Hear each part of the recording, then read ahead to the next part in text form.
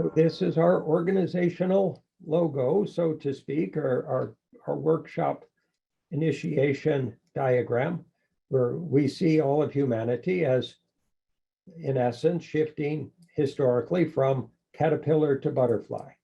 All that we have been being transformed into what we have the potential to become.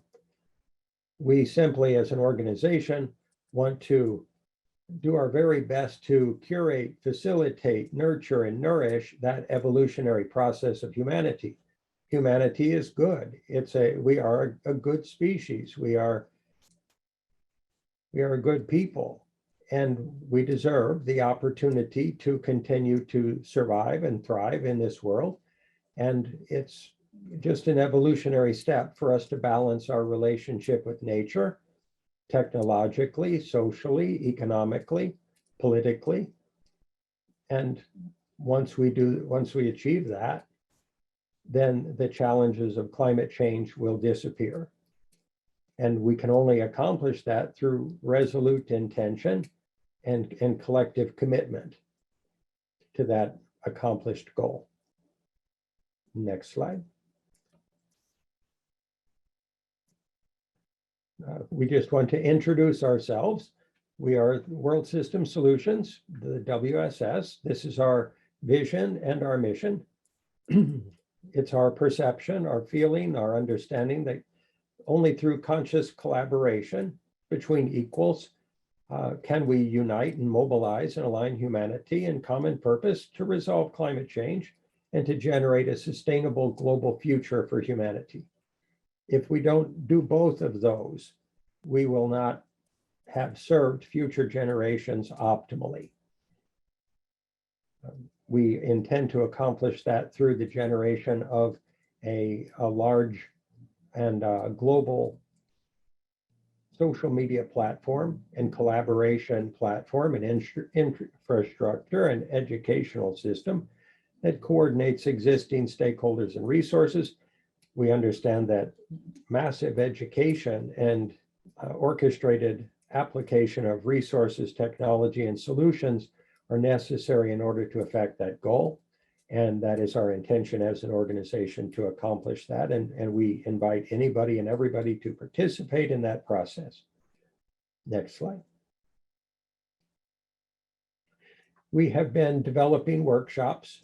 This is our fourth workshop. We've been doing internal workshops for the last 82 weeks. And that said, we are currently in our outward facing workshops in the midst of number 4. So we're going to be talking today about resistance to learning and transformation, and thus resistance to resolving climate change because of kind of built-in incapacities within the human species to learn, change, grow, and evolve faster than we damage the environment. So, and that's not, of course, not a process merely of generation of technological innovation or adaptive technologies. It's a shift in mindset. It's a shift in perception of who we are as a species and how we relate to the natural world. Rather than conquering or trying to conquer the natural world, we hope to be able to befriend it, steward it, curate it, love it as equal, or even equal to ourselves, or even more important to our own well-being. And these are just some of the other workshops that we are going to be doing in the near future, and we have many more than this planned. Next slide. We want to acknowledge, I mean, we get that the world is stressed. We get that you folks care and that you love and that you are compassionate and that you are good souls, good people, that you're doing your part in this world as best you know how at this time, as everyone is. Humanity's just, if we knew better, if we truly knew better, we would do better. If we truly understood the cost to the world of our way of life as human beings, we would change. It's that lack of grounded understanding of what's really happening, what our part is in it, what we're generating in the world in terms of damage to the planet, and also what we're generating as a venue for life for future generations and younger people even today, that has not landed, and we're going to communicate why. So we would say that no one is doing anything wrong in our world. We're doing the best we know how. We don't feel that judging or punishing people is the answer. We feel that arrived at collective understanding and committed collaborative effort and proactive rather than reactive education, prioritizing that way higher than it has been up until now, can help people have a shift in consciousness, and that shift in consciousness and understanding will lead to a shift in action collectively. We care about all of you. We love all of you. We hope that will be understood throughout this workshop. And we are going to bring up very challenging topics and dimensions of human life process without judgment, simply to describe them, to help us all understand so that we can change if we choose to. We understand that this information that we're going to present may be a lot to take in mentally, emotionally, spiritually, and we ask that you choose to do so if you're willing to do so, because we feel it's so vitally important, both for our present moment in history as a humanity and for all future generations. So it's vital to consciously language what we're offering. And what we mean by that is that we communicate in a way that you can make sense of, understand, appreciate, value, validate, and move from in future decisionally, and in terms of how you interpret your world and the future world, so that you can be maximally empowered to change the world for the better. So some of the climate change challenges we face and why we're here today. According to science, we have until 2030 to dial down the temperature below 1.5 degrees of increase on the planet. Otherwise, we're looking at catastrophes running wild globally. There are currently, according to UNICEF, I believe it is, 1 billion children at severe climate change risk now. And it's taken 40 years to understand climate change as well as we do as a species, and we haven't yet moved the needle on climate change globally. So reading these statements does not mean that we all understand them well enough to take constructive, effective action in a sustained way, whether us as individuals or the human collective. It's vital that we understand not only the words, that we understand their meaning and implications. We feel that a literal, comprehensive, and new approach to solutions to climate change is absolutely needed and is available right now, no matter how much people might be in denial of that being true. And that means also a new form of educating all humanity and all future generations to bring us into harmonious alignment with our natural world, as well as with each other as cultures and nations and genders and religions. Next slide. So prior dynamics of climate change effort are simply not enough. Again, that doesn't mean anyone's done anything wrong.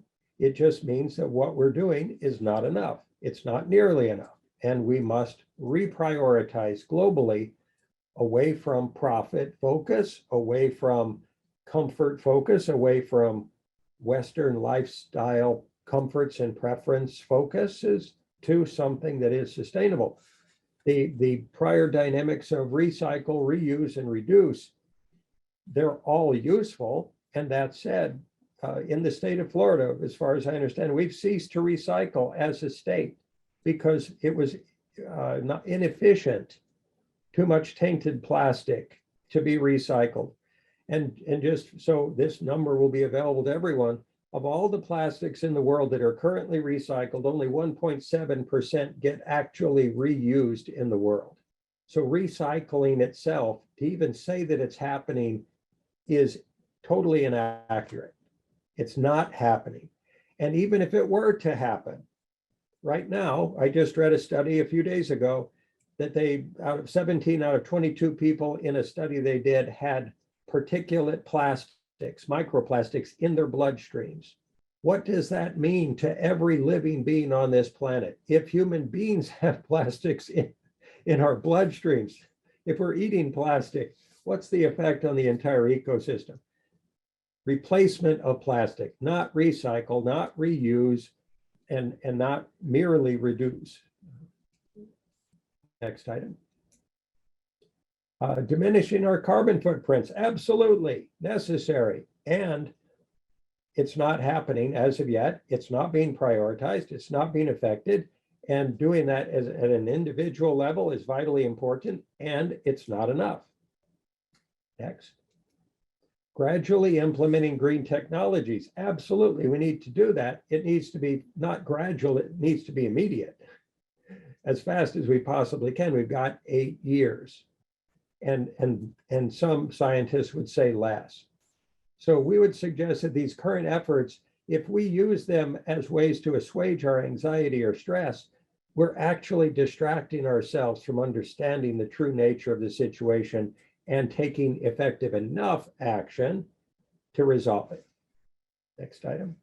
What many of us are doing to solve for climate change locally and individually is necessary. As Shiv said, it's vital. And that said, if we don't generate a collective, global, international effort and have an infrastructure and a logistical support system, an educational system, and solutions design and development and implementation system, we're kind of like trying to put out a forest fire with squirt guns. All current efforts are honored and appreciated, and still more is needed in our view. Judging or vilifying each other or punishing each other is not going to get us to where we need to go. The dynamic of judgmentalness and blame and attack and criticism in our world has taken on a life of its own and become an impediment to solving climate change, while it's imagined to be a solution. Shift in mindset, shift in quality of consciousness, shift in understanding comprehensively, absolutely. And part of it is hitting people in the side of the head, so to speak, to get them to wake up. We get that. And that said, people of like mind collectively collaborating together is absolutely necessary right now at scale, at global scale. So these approaches listed above will not fully transform our current non-sustainable Western lifestyle approach, meaning more, consuming more and more, and being addicted to having more safety, more comfort, more entertainment, more freedom. That process itself is killing our world. Next slide. So this is the way much of the world is operating at this moment. They're either trying to escape their fear, their stress, their worry, or the seeming hopelessness of the situation, or they're trying to profit off the apocalypse and try to make a lot of money solving it technologically, rather than implementing social change, mental and emotional change, cultural change, and helping people embody the capacity to make wise choices every day, in every moment, in every dimension of their lives. So we feel that this approach this bifurcated approach is not the solution, is not generative of enough of a solution for our world, that there must be a new way, and that it must not just be a new way defined. It must be implemented, it must be curated, it must be nourished, it must be supported, it must be funded, it must be educated to, and we hope very much to facilitate that result being affected in the world. Next slide. So what can we do? We're going to say a very provocative statement here, and we hope it's not overtly so. History, as we have known it as a species, as cultures, as peoples, it's over.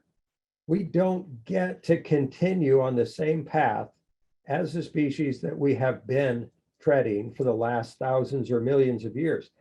It cannot work. We're not going to just technologize ourselves out of climate change, because it's technology that's magnifying our effect in the world and creating it. So you see the conundrum.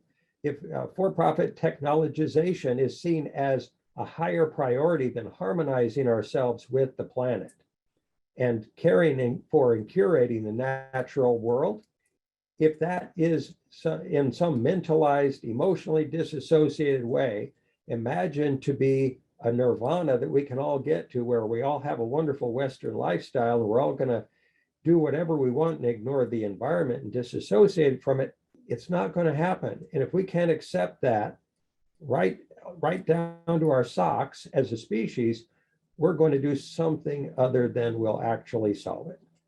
So we would say history is repeating itself. The for-profit mode, capitalistic, addictive dynamics of trying to distract humanity with wonderful products and cable television from what we're doing in the world.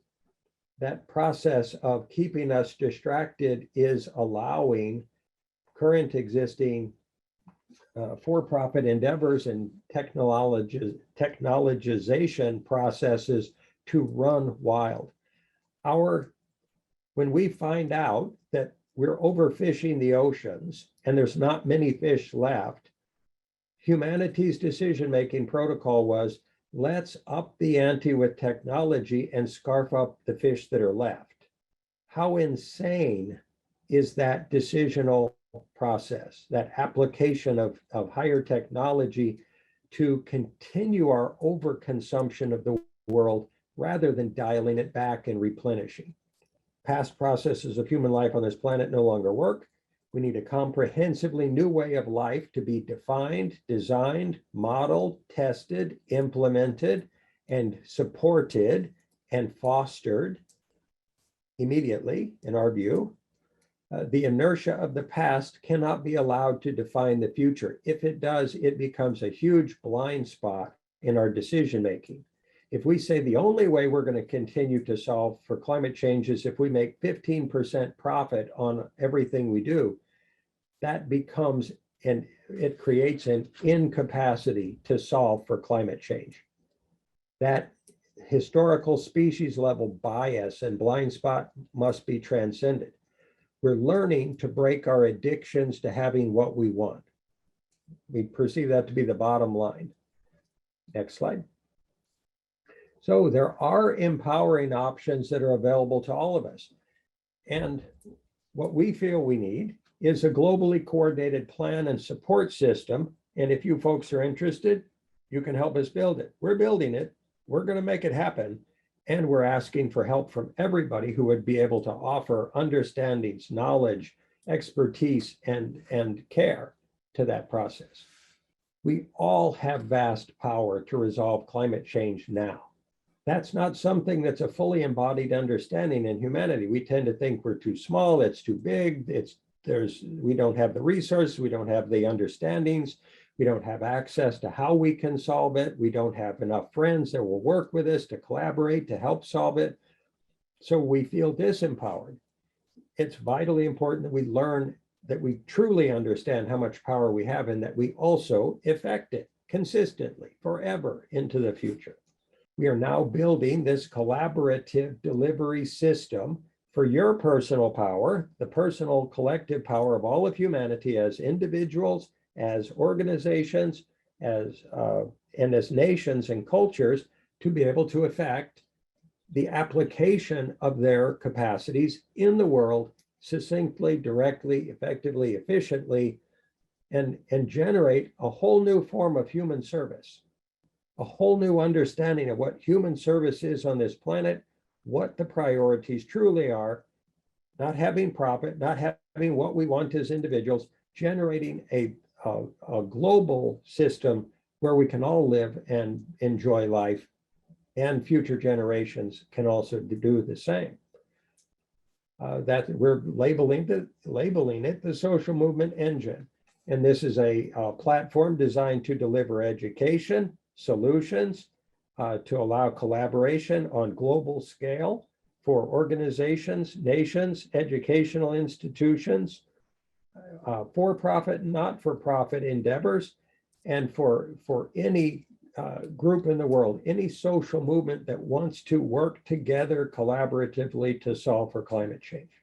We are developing this comprehensive collaborative plan, technology, process, and path to generate global and local solutions simultaneously in synchronization with each other, so that the leadership of this world is operating in harmony and in synchronized dynamic with every dimension and level of society simultaneously.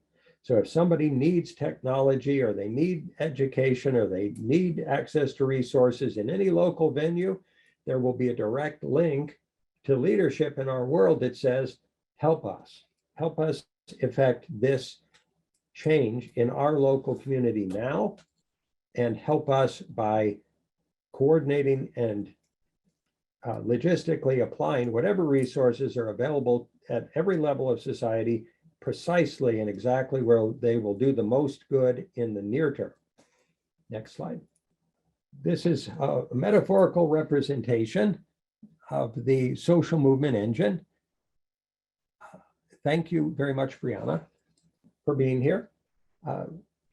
So the social movement engine, or the SME, is a delivery system for the voices and votes of humanity, meaning if we have 1 billion or 5 billion people who have a venue to say, this is what I see to be the problem in my area, this is what I think needs to be fixed, this is what I want for my children in the future, this is what's happening here, even though we don't get access to the news channels to say what challenges we're facing in our particular locality.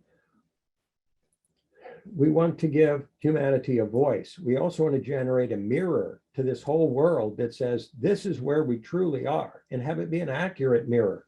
So there's full transparency. There is no longer a ignorance about what's truly happening in our world.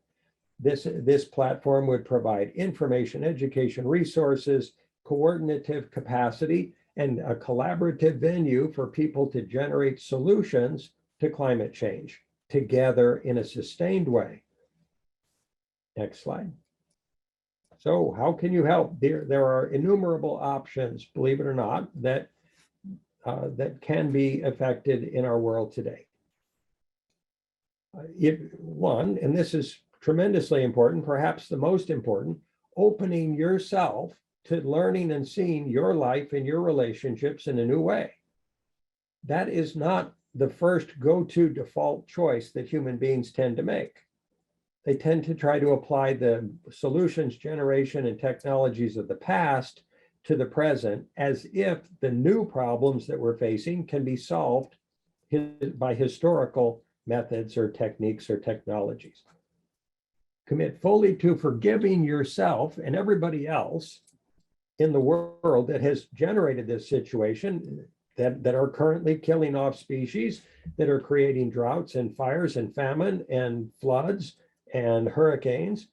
If we forgive them immediately, because they've just done what they were conditioned to do or trained to do, or what was modeled for them as children.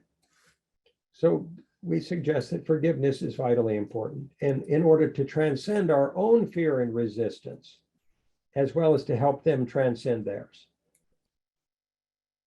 Commit to doing as little or as much as you can in collaboration with others. You may have 10 minutes a week, and you're all busy, we get that. Right now, humanity is busy doing what it's doing rather than solving for climate change. If you've got 10 minutes to apply per week, we suggest it's a beneficial thing to do, even if that's just understanding by reading on the internet what's happening or what can we change in our decision-making practices in order to solve for climate change in the near term.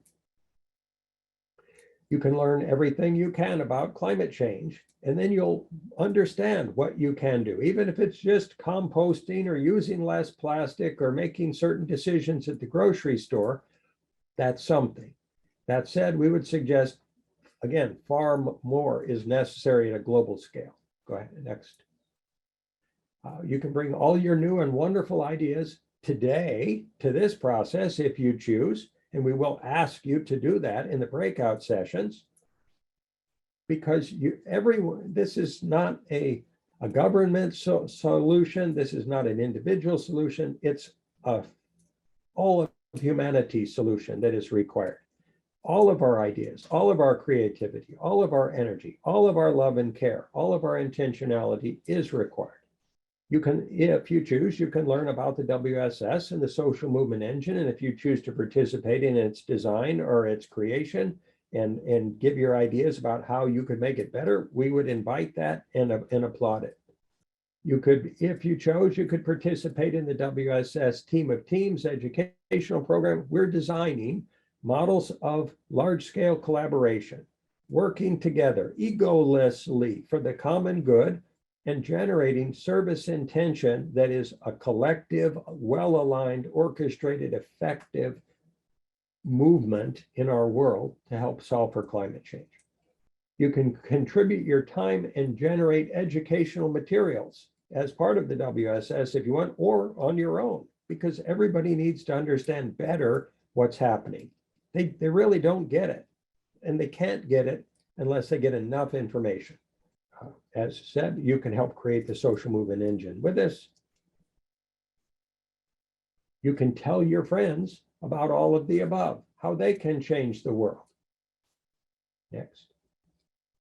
You can contribute financially or contribute your time and expertise. Next. This is our challenge, our global collective challenge. And we understand this is a big slide. We're not meaning to overwhelm anyone. We're trying to communicate the nature of our global situation as accurately as we can. Right now, human beings don't know how to collaborate well. They can work together as teams and groups to affect the development of technologies or to produce products or services. They don't know how to bring all of these different dimensions of these disciplines and these dimensions of life that humanity operates from and is dependent upon for our life process to continue. They don't know how to egolessly, synthetically integrate all of this, not multidisciplinary, not every discipline adding their piece to the puzzle, transdisciplinary, integrating those knowledge bases so that we can understand the relationships between all of us and our relationship to the planet, to the ecosystems, to other species. We literally don't know. We've got blind spots we don't understand we've got. This integration process, which we're designing this platform to affect, and also the collaborative educational process we're developing and have been for the last year and a half, is designed to help people come from all walks of life, all disciplines, all areas of expertise, all of their knowledge bases, to integrate that information and knowledge and say, from that, this is how you design a plan that will work for everybody. And you do it by including everybody. And then it's not a question of a bunch of staccato, conflicted, misaligned efforts working against each other, fighting and competing for resources or the access to news channels or access to leadership. It's a well-organized process that everybody is operating from together. They understand when, where, how, and why they do what they do. And this system that we're designing is designed to bring all of these people together harmoniously in a well-organized, orchestrated way, efficiently, effectively, because we have limited resources as a species, and we need to apply those resources to transform how we live life on this planet. If we don't effectively, efficiently utilize those resources, are we going to be able to make the necessary global change within 8 years? We would suggest not. We would suggest that, assuming that the for-profit sectors or the non-aligned current international community dynamics are not getting there fast enough. They don't have adequate understanding or motivation, and they have conflicts of interest with historical intentions of feeding on this planet endlessly, and that must change. New understandings must replace the old understandings. History over, new world, define a new paradigm for humanity and effect it in a well-organized way. Next slide. In the past, we have approached folks in workshops with statements such as these. We're here to collaborate with you to create a better world. The world is in great need, and we all must now come together to solve for climate change. We only have 8 years to make global progress in regard to climate change. These have been our messages. Paradoxically, those messages have not been received in a way that affected action on the part of many workshop participants.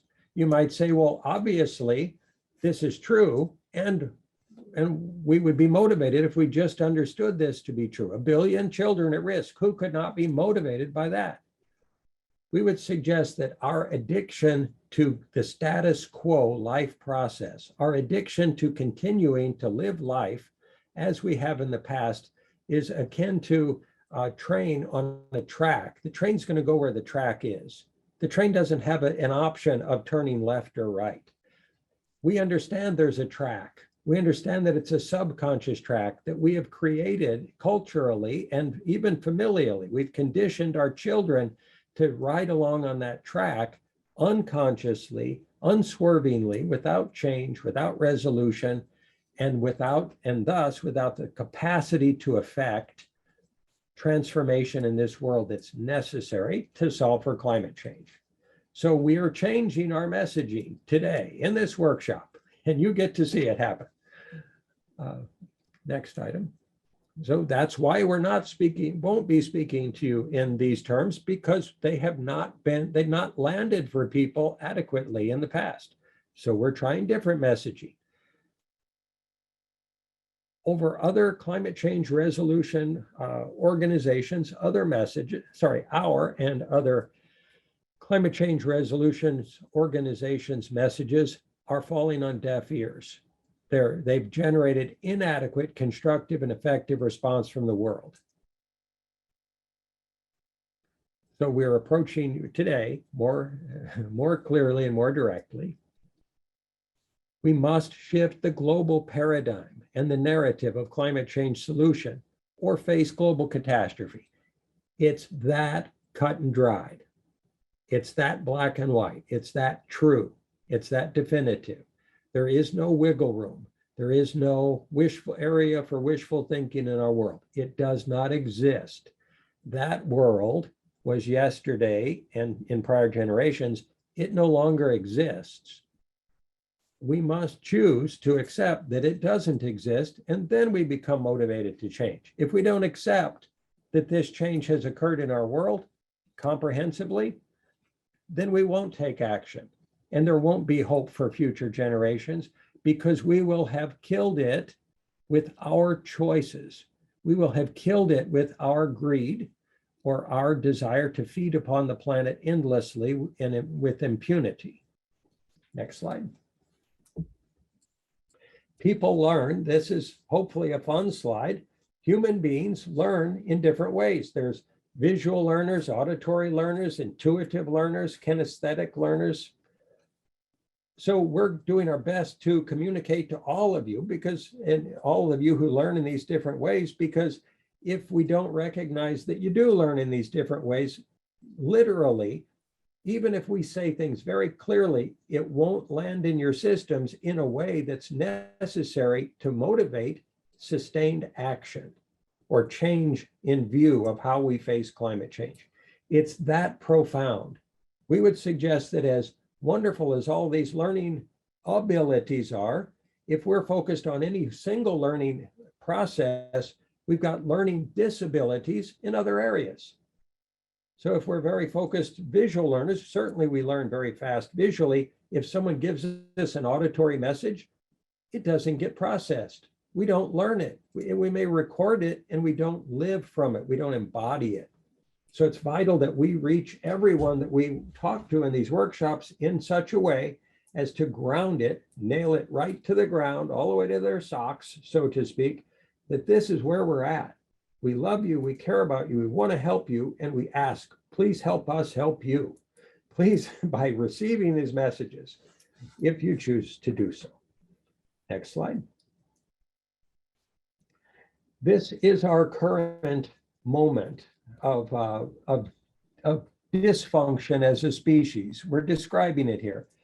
The personal view in the center tends to be misinformed by family conditioning, cultural conditioning, religious, national, and species level conditioning, so much so that we don't have the attained capacity to make decisions moment by moment that in a collaborative way, in alignment, in orchestrated alignment with the rest of the world, that actually will change our future trajectory in regard to climate change.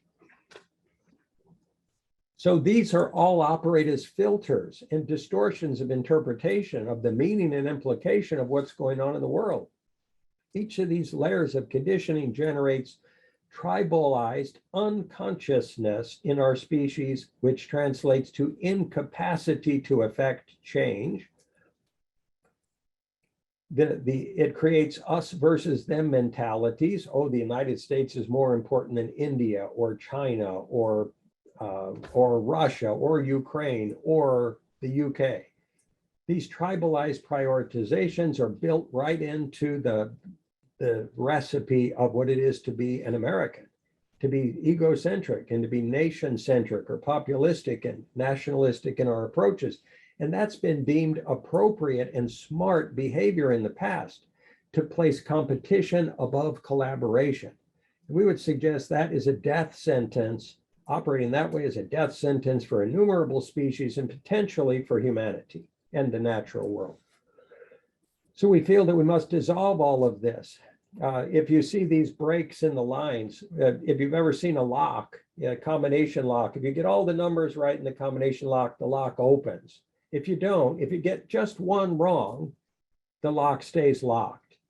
Well, people's minds and their decisional capacity are locked because they're being taken off target by all of these influences constantly, and they don't know it because it's so much in the wallpaper. It's so subconscious for them.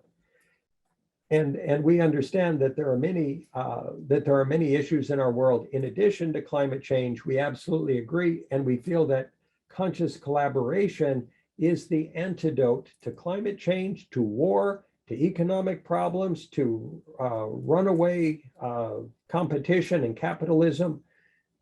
And so our solution, our antidote is conscious collaboration. We've got models for that. We've got educational materials for that. We've got teams that operate in those ways, and we want to communicate that today. So we feel that we must dissolve the inertia of the tribal process in order to generate new sustainable solutions, because if we're busy doing tribal yesterday, we're not making room for conscious community today and tomorrow. So aesthetically appealing presentations. How many people say, I'm not going to participate in learning anything unless it's an aesthetically appealing communication? If I don't enjoy it, I'm not going to be open to it. Those kinds of biases and preferences, they may be ego satisfying, and they're also part of this distorted process. They are potentially learning disabilities that are killing species. So we'd say better to shelf our preferences in terms of the messaging and find within ourselves the discipline and the maturity to transcend our own ego preferences and biases and get to work. Next slide. So we're utilizing the matrix here and saying that human beings are generally day in and day out focused on all of these things. If they're focused on all of these things in the top of the picture, they're not focused on the well-being of the planet. It's a choice. It's a choice we make as human beings, individuals and collectives every single day. We must be willing to change our choices. No group of egos or I's is going to solve for climate change, because egos and I's only want what they want. They want to feed endlessly. They want to have profit. They want to have safety. They want to have comfort and control in their lives and certainty. They want to avoid their fear, their pain, and their potential losses. So we would suggest that the ego itself of humanity and the tribal ego, the individual ego and the tribal ego, nationalism is an expression of tribal ego. Populism is an expression of tribal ego, are killing our future and the future of our children. Next slide. So we can cut through those barriers. We can actually see what is as individuals. We can leave behind all of these, the inertia of all these predilections to operate tribally or culturally, or to follow the party line, or to submit to our organization's set of priorities or goals or for-profit intentions. And we can make free will choices that serve future generations, that serve the planet, that serve all of humanity. That means becoming self-motivating, not waiting for someone to inspire us. Choosing to say, I'm going to take action today. Being self-inspiring every single day. That's being mature. That's being sovereign. That's being intelligent. It's not waiting for the world to solve it for us, and not waiting for somebody out there to come up with some new technology and disregarding our own accountability in this world for what we are creating together. So this dynamic that we're illustrating here, non-egoic, non-tribally conditioned process of consciousness, meaning quality consciousness, true understanding based on truly recognizing what's happening in our world, we feel that will move the needle on climate change. We want to magnify and amplify that consciously arrived at understanding on the social movement engine platform. We want to be able to create a lever that will move the world and do it very fast because we don't have time. Next slide. So the conscious collaboration is vitally important. If it doesn't have a fuel source, if it doesn't have a motivating energy of caring and love and compassion and service intention, we can be conscious of what's going on and we'll just watch it all fall apart. We can consciously say, oh yeah, I see that there's supply chain issues due to COVID, and yep, I see it, I understand it. Doesn't mean I care, doesn't mean I'm motivated, doesn't mean I'm going to do anything about it, doesn't mean I'm going to take action. If we don't choose to care, caring is a choice. It's not something that someone else is going to give to us on a silver platter. We must be disciplined and mature enough to choose to care ourselves now and forever forward. So we want to help people learn to care and understand what has been keeping us from caring in the past. Next. So it's a process of choosing to unconditionally love and care and accept each other as we all are now. To love everybody for who and what they are, without judgment, without wanting to control them, without distrusting them, without fearing them, to just love them. Because once they recognize that they are loved, they're going to be far more willing to change. If they feel they're being criticized or controlled or vilified or attacked, they tend to go into a resistance mode. And so there becomes a cultural resistance to global change and solving for climate change. Next.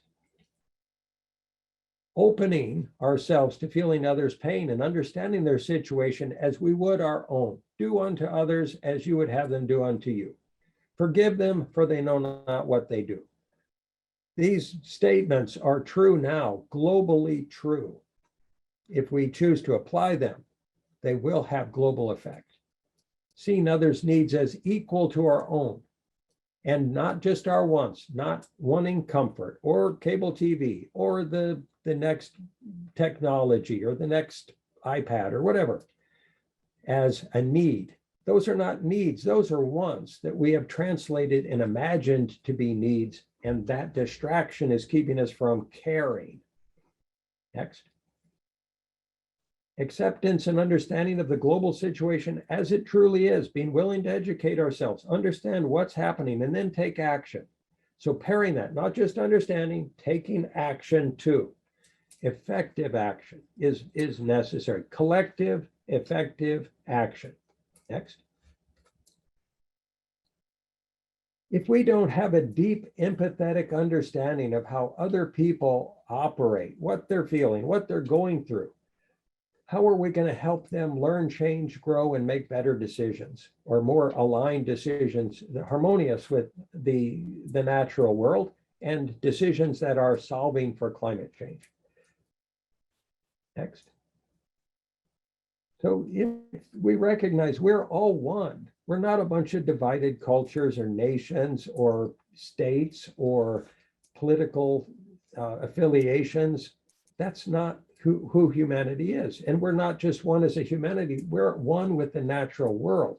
We're just a part of this natural world process. We become disassociated from it and disengaged from that understanding, and that blind spot that we've created for ourselves as we chase after modernity, as we chase after Western lifestyles and technology and having what we want, that disassociation has, that schism has grown. We've got to close that gap immediately. Recognize ourselves as just part of the ecosystem, not here to own it, feed on it, destroy it, conquer it, see it as an enemy, or affect our will upon it unilaterally. That doesn't work. We've proven it because climate change exists. Hopefully we've proven it to ourselves well enough. So we can now decisively act. If we make this fundamental acceptance, if we choose to accept this truth, this fact of our current global process, and sustain that understanding. Next.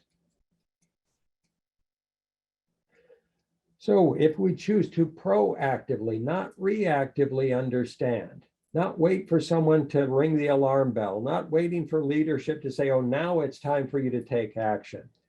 Proactively understand what's going on in all of the world without distraction, denial, or an out of sight, out of mind approach. Next. The attainment of collective, resolute, sustained intention and action for the common good and for the good of the natural world is vital. All of humanity optimally would choose to shift priority, shift focus, apply energies, apply resources, apply funding, apply collective effort only towards resolution of climate change rather than anything else. If we don't prioritize climate change, there won't be a planet for us to have an economic system on. There won't be a planet for us to have a social or political process on. There won't be a planet for us to develop and implement technologies on. There won't be a social system to affect that within if we don't solve this. Next. A brilliant and loving spiritual person, Thich Nhat Hanh, said, what we most need to do is hear within us the sound of the earth crying. Absolutely we do, because that will be our compass. That will be our lens through which we make decisions and understand the implications of our choices for the long-term future, perhaps forever. We cannot technologize ourselves away from the planet or out of climate change problems. Next. Einstein said, we can't solve problems from the same level of consciousness that produced them. We would suggest that that's true. We also can't solve them from the same level of tribal and familial or species or emotional unconsciousness that produced them. So what caring, we've just talked about what caring is, and if we talk now about what caring is not. Parents have been taught to control their children and to operate from a parents know best point of view or for fear for their children, and thus teach their children what they have learned as parents. We're not judging this tribalized process. we are suggesting that it optimally will change. If parents don't begin teaching their children how to survive and how to solve for climate change immediately, then their children will feel motivated or conflicted about doing something different than what their parents taught them to do. Next. Masculine approaches of non-emotional, logical, or rational technologized solutions generation or economic solutions, they're not going to cut it.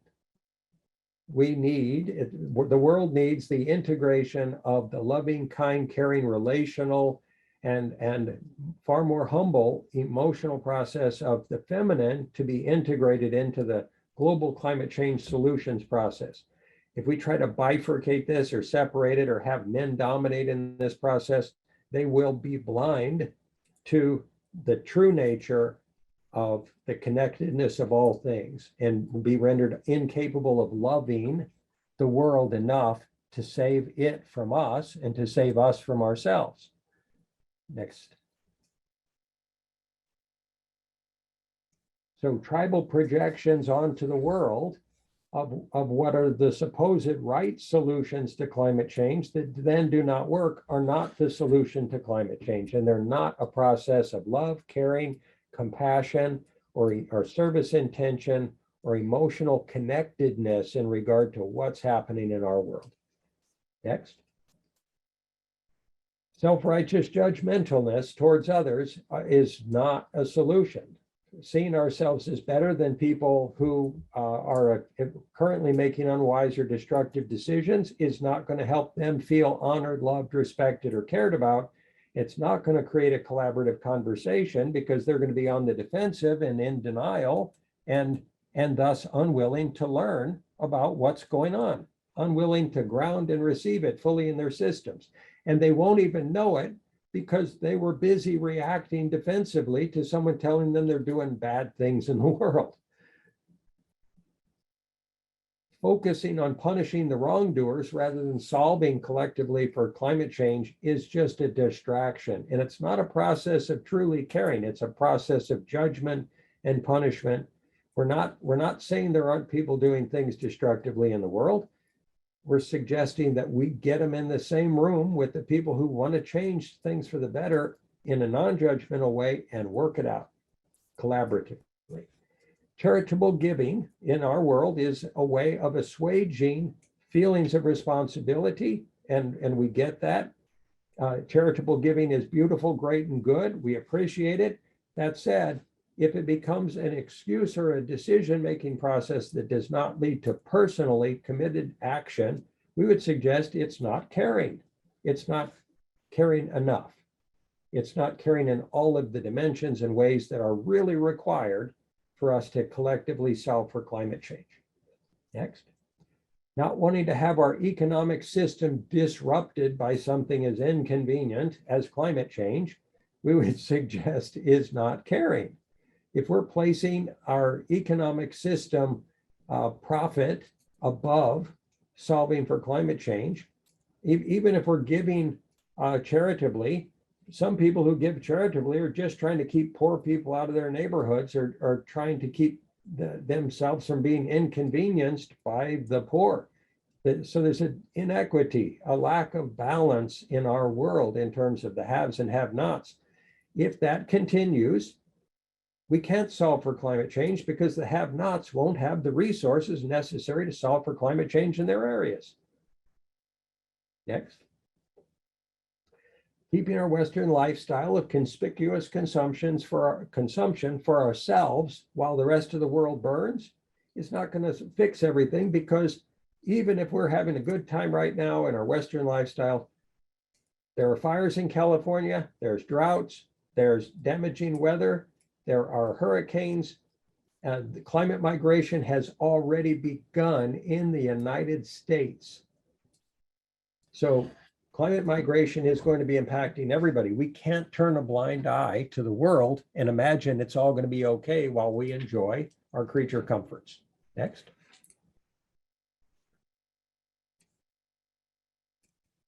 Next slide.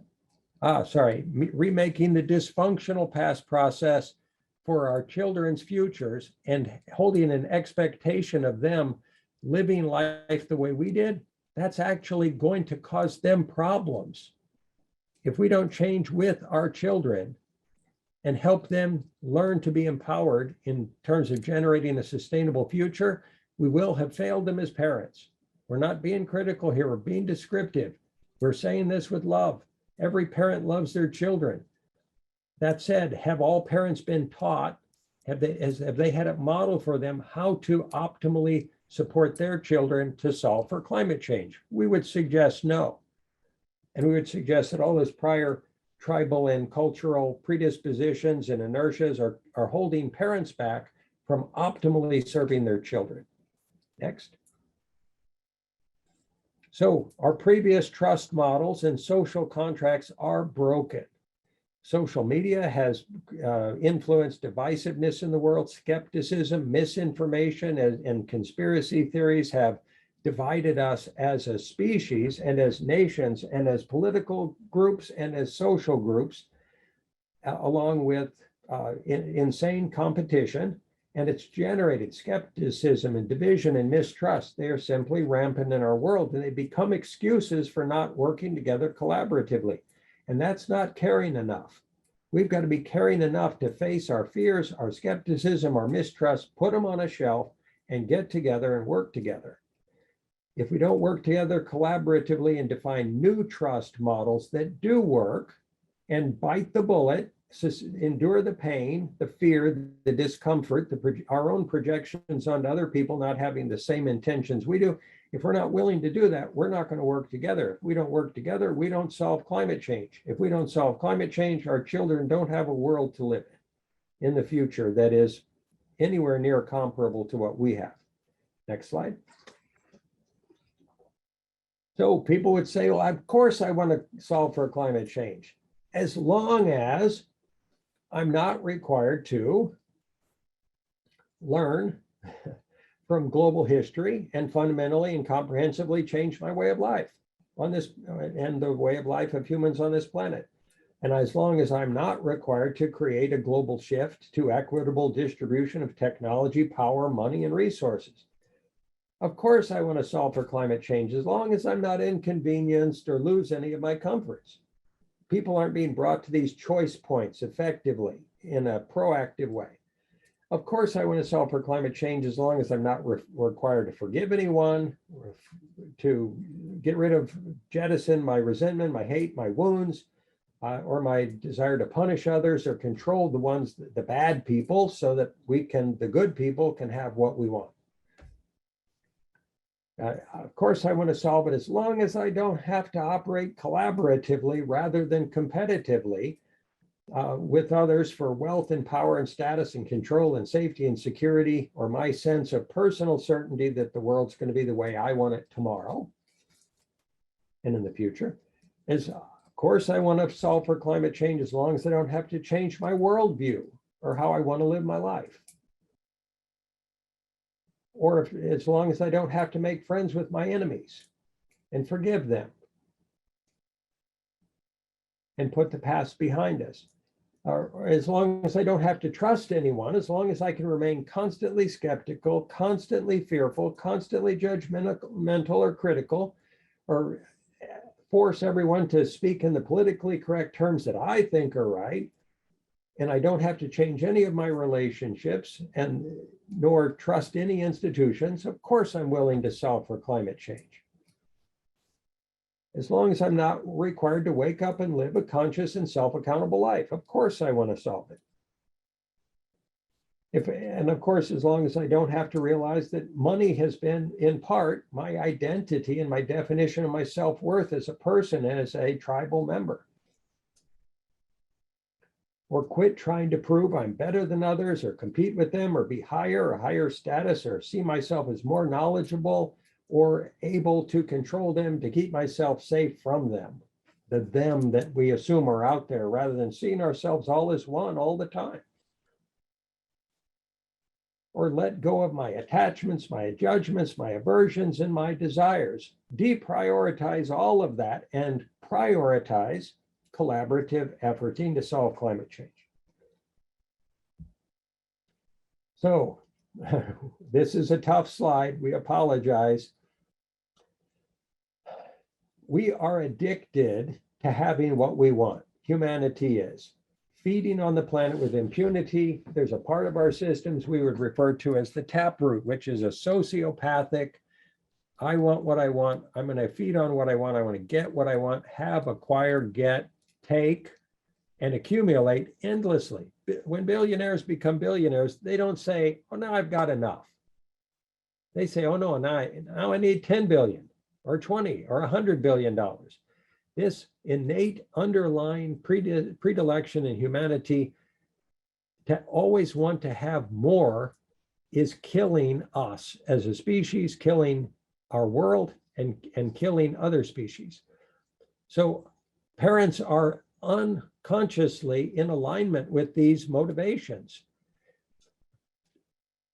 By corporations, we're constantly being offered faster and more of what we want, faster and faster. It's a fast food society and world these days.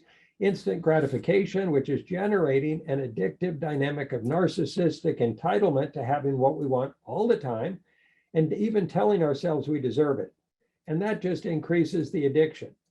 Corporations understand this cycle. They are affecting it, whether it is in terms of new technologies, flashy, glitzy, glamorous products, or salt, fat, and other ingredients in foods that we're addicted to and that we're biologically influenced to buy when we get more of them. So we're lost in this process. We don't know it. And we assume that being lost in it faster and faster and faster is going to generate happiness. And it's not. It's stressing us out. We can get off this treadmill. Parents are unknowingly, reflectively submitting to the social expectational dynamics of the tribe and generating these ever-changing and growing standards of expectation for their children, even though it's not known or understood fully that that's occurring. Next slide. Amy? Thank you, John. So we wanted to dive a little deeper on this parenting piece because whether you are a parent on this call, you likely had parents in this life, and the type of family conditioning that is affecting our view of the world, how we operate, and how we're raising our children to operate, that literally is the difference between our capacity to respond and resolve climate change. So we wanted to recognize that this underlying stress of raising our children that overtakes us and literally can be blinding to our ability to collaborate is so necessary to unwind. So there's some innate parental desires that we all have. And as a parent, it can be like an Achilles heel. We want to protect our children, right? We think we have that capacity to protect them from the world and keep them safe and never have them suffer. We want them to be a success. We want them to have what we did not have in our life, whether it's in terms of achievements, social status, money, whatever that might be. We underneath have a desire for them to essentially be like us. So we only know our own experience of life. We only know our view of what we've experienced in the world. And so that's the view that we project on them as what is the way to be in the world, and that this is the world we operate in. And we have to train them as children to learn to operate in the world that we live in. So we're sort of creating more tribalized eyes in that process, more of the same. And that creates this recurring status quo dynamic. And then, of course, we have a desire to have our kids live in a future world that we desire. Rather than stopping what's not working and letting them be in a position to be empowered to shift and create a new world based on their understandings. So how many of you as parents have children that have understandings of technology and ways of operating, having grown up with the internet and things like that, that have transcended our understanding and communication modes already? My daughters are 11, and I can say this is already the case. And for me to project my own dynamic of the world I think they should live in versus the reality they've grown up in is a very real gap in our process. So letting go of that is super important. And then we have these innate fears that are also driving how we're conditioning our children. One, that our children won't be accepted. So teaching them, in a sense, to conform to the status quo and to show up and to be polite and to raise their hand in school and do well, be in a social dynamic of conformity with their peer group, all in line, that it will supposedly prevent them from being in pain. We fear that they won't be secure and stable. So financially, emotionally, they won't get a good job. They won't be mentally healthy. And so hence, follow the path, get good grades in school, go to college, get a good job, competition, being a major factor that we teach in this, because if we feel our children can be trained to be better than, then they can supposedly achieve more, and that will give them some type of security and stability. And again, how is that more of the same of what we're producing in the world and leading to the destruction of our planet? So versus coming into collaboration with each other and enabling our children to teach us how that should look. We just fear that they'll experience pain. So how many of us would want our children never, ever, ever to experience any suffering in their entire life and feel that that would make us the perfect parents?